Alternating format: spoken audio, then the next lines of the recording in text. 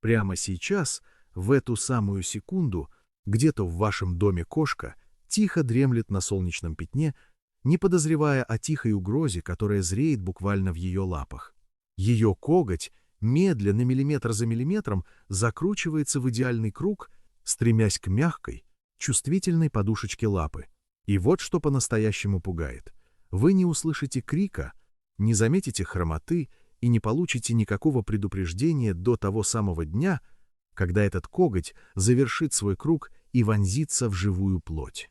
Это станет вросшим когтем, это вызовет глубокую инфекцию, и в итоге вы окажетесь в кабинете ветеринара, оплачивая сложную процедуру, которую можно было полностью предотвратить обычным двухминутным подравниванием дома.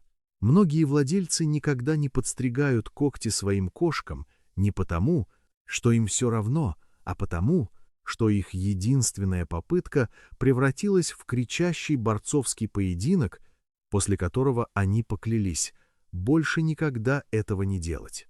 Но сегодня мы исправим это навсегда. Я покажу вам, как подстричь когти кошки дома самостоятельно, без единой капли крови, без борьбы и без травм.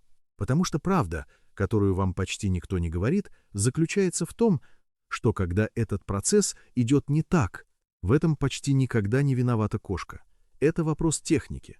Мастерство заключается в нескольких вещах, которые знают профессионалы, и как только вы их освоите, ваша кошка забудет, что нужно бояться, а вся процедура превратится в время для объятий с коротким, странным перерывом.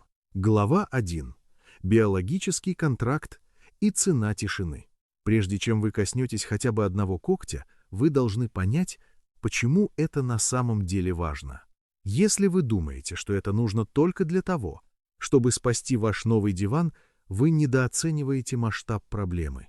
Спасение дивана – это лишь приятный бонус. Речь идет о боли. Когти кошки растут непрерывно, точно так же, как наши ногти. Уличные кошки и молодые атлетичные коты стачивают их о грубые поверхности, лазая по деревьям, разрывая кору или просто носясь по улице. Но ваша домашняя кошка и особенно ваш пожилой питомец этого не делают. 15-летняя кошка не будет штурмовать мебель так, как она это делала в 2 года. В результате когти просто продолжают расти. И здесь кроется ловушка. Коготь кошки не растет прямо. Он растет по дуге, по кругу, загибаясь обратно к ступне. Если позволить ему расти слишком долго, кончик завершит этот круг и вонзится прямо в подушечку лапы, в самую мягкую и нежную часть ступни. Это и есть вросший коготь. Это серьезно, это мучительно больно, это ведет к инфекции, и это на 100% можно предотвратить. Запомните золотое правило. Если вы слышите, как когти вашей кошки клацают по полу кухни, когда она идет, вы уже опоздали. Этот звук не милая особенность, это обратный отсчет до беды. Для большинства кошек быстрая проверка каждые 2-4 недели позволяет навсегда забыть о проблемах. Глава 2. Выбор арсенала, чем мы будем работать. В этом вопросе вам могут дать 10 разных советов, но я хочу дать вам правду. У вас есть 3 реальных варианта. Вариант номер 1. Специальные кошачьи кусачки. Это те маленькие инструменты, которые продаются в каждом зоомагазине либо в виде ножниц, либо в стиле гильотины. Они разработаны с учетом изгиба когтя. Аргумент в их пользу прост. Специализированный инструмент режет чисто, под правильным углом и не раздавливает коготь. Но у меня есть одна просьба. Держите их острыми. Тупой инструмент не срезает коготь. Он его расплющивает, а этого дискомфорта достаточно, чтобы ваша кошка научилась ненавидеть эту процедуру. Вариант номер 2. Обычные человеческие кусачки для ногтей. И прежде чем кто-то впадет в панику, нет, это не преступление. Множество опытных владельцев используют кусачки из своего ящика в ванной и прекрасно справляются. Их главный плюс — контроль. Вы пользовались ими всю жизнь. Они маленькие, они кажутся точными. Но помните, они созданы для плоских человеческих ногтей, а не для круглых кошачьих когтей. Если вы поленитесь выбрать правильный угол, вы можете защемить или расщепить коготь. Вердикт. Если вы новичок и хотите самый безопасный и щадящий инструмент, купите кошачьи кусачки. Если у вас твердая рука и вы уверены в себе, обычные тоже подойдут, просто следите за углом, чтобы никогда не расплющивать коготь. Вариант номер 3. Гриндер электрическая пилка. Для тех, кто очень нервничает, существует гриндер маленькая роторная пилка, которая стачивает коготь вместо того, чтобы его резать. Некоторые кошки ненавидят жужжание и вибрацию, но для других это полностью снимает страх того, что вы отрежете слишком много. Это может стать отличной золотой серединой. Глава 3. Секретное оружие, о котором все забывают. Самый важный предмет в этом видео – это не кусачки. Это кровоостанавливающий порошок Steptic Powder. Запишите это. Его можно купить везде, где продаются товары для животных. И если у вас его нет, обычный кукурузный крахмал из кухонного шкафа в экстренной ситуации сделает то же. Самое. Поставьте небольшое блюдце с этим порошком на расстоянии вытянутой руки, прежде чем начнете. Я объясню, для чего он нужен через минуту, но поймите сейчас. Причина, по которой большинство людей боятся стричь когти, это страх крови. Это маленькое блюдце с порошком то, что полностью стирает этот страх. Глава 4. Настройка сцены, где выигрывается битва. Почти все спешат на этом этапе, но именно здесь решается успех дела. 1. Тишина. Никаких других домашних животных, врывающихся в комнату, никакого хаоса, шума или зрителей. 2. Свет. Вам нужно действительно хорошее освещение. Вы собираетесь принять решение о том, где именно резать, и вы не можете сделать это в темноте. 3. Сцепление. Положите полотенце или одеяло себе на колени. Никто не должен скользить по блестящей поверхности штанов и чувствовать себя в опасности. А теперь самая важная часть, которую многие игнорируют – выберите момент. Не идите охотиться за кошкой, которая находится в разгаре безумных скачек, носится по дому с расширенными глазами, как будто она выпила 4 порции эспрессо. Вам нужна сонная кошка, постпрандиальная, после еды, теплая, довольная, полуспящая кошка. Время – это не мелочь. Время – это половина всей битвы. И позвольте мне снять с вас груз ответственности прямо сейчас. Вы не обязаны стричь все 4 лапы за один раз. Если вы подстригли 2 когтя сегодня, и кошка решила, что с нее хватит эта победа, остановитесь и вернитесь завтра. Никто не выдает медали за то, что вы сделали все 18 когтей за один присест. Попытка дожать все когти – это именно то, как вы создаете кошку, которая будет убегать от кусачек до конца своей жизни. Глава 5.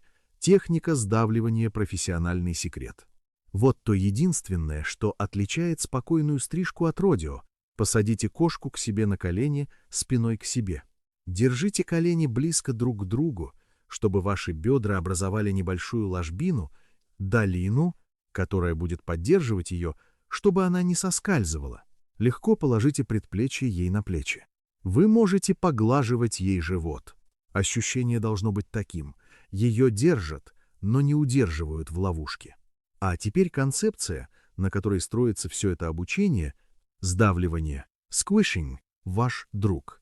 Когда кошка начинает извиваться, а она будет, потому что это ершистые переговоры, каждый инстинкт в вашем теле велит вам сжать ее пальцами сильнее. Не делайте этого. Захват пальцами – это ошибка. Естественная защита кошки отступить и вырваться, и когда вы зажимаете ее пальцами, вы даете ей именно то сопротивление, с которым она хочет бороться. Вместо этого слегка прижмите ее всем телом к себе. Дайте ей что-то твердое и спокойное, во что она может упереться, и она успокоится. Повторите со мной. Сдавливание успокаивает кошку. Захват заводит ее. Поймите, это правильно, и вы победили. Глава 6. Анатомия когтя, как не причинить боль. Когти кошки втянуты и спрятаны, пока они ей не понадобятся. Ваша первая задача — выманить коготь наружу. Возьмите один палец между своим указательным и большим пальцами. Указательный сверху на костяшке, большой снизу на мягкой подушечке и слегка нажмите. Коготь выйдет сам собой. Это легкое нажатие весь фокус. Теперь посмотрите на коготь. Это та часть, где люди ошибаются и причиняют боль. На светлом или прозрачном когте вы увидите розовый участок. Внутри это пульпа, квид. Там живут кровеносные сосуды и нервы. Это то место, которое мы ни при каких обстоятельствах не должны задеть. Срез пульпы причиняет боль, вызывает кровотечение и, что важнее всего, достаточно одного такого раза, чтобы кошка навсегда запомнила, что стрижка когтей — это враг. Одна плохая стрижка может стоить вам годов сотрудничества. Правильный способ невероятно прост. Убирайте только острый кончик, только самый край. Вы заметите, что почти ничего не удалили, и это сделано специально. Я лучше буду просить вас подстригать когти чуть чаще, чем вы один раз зайдете слишком глубоко. Если вы будете убирать только самые кончики, вы физически не сможете ошибиться. Сделали один коготь, отпустите палец, сделайте следующий. Видите, как это скучно? В этом и есть цель. Процедура должна быть скучной. Скука — это та ассоциация, которую вы строите. Глава 7. 4 секрета профи. Вот вещи, которые почти все руководства пропускают, но именно они отличают любителя от того, кто действительно знает, что делает. 1. Боковой коготь, дюкла. На внутренней стороне каждой передней лапы, чуть выше, есть коготь, расположенный сбоку, как большой палец. Это самый важный коготь на всей кошке. Почему? Потому что он никогда не касается земли. Он никогда не изнашивается, даже немного. Это делает его главным кандидатом на перерастание и врастание прямо в кожу. Проверяйте его каждый раз без исключений. 2. Темные когти. Все, что я говорил про розовую пульпу, работает, только если вы ее видите. У некоторых кошек черные или темные когти, где пульпа невидима. Не гадайте. Попробуйте посветить фонариком с обратной стороны когтя, часто вы увидите тень, пульпы. Если все равно не видно, срезайте микроскопические слои с самого кончика и делайте это. Чаще. Сомневаетесь? Срезайте меньше. 3. Лишние пальцы. Некоторые кошки полидакты. У них есть лишние пальцы. Иногда лапы выглядят как варежки. Больше пальцев, больше когтей.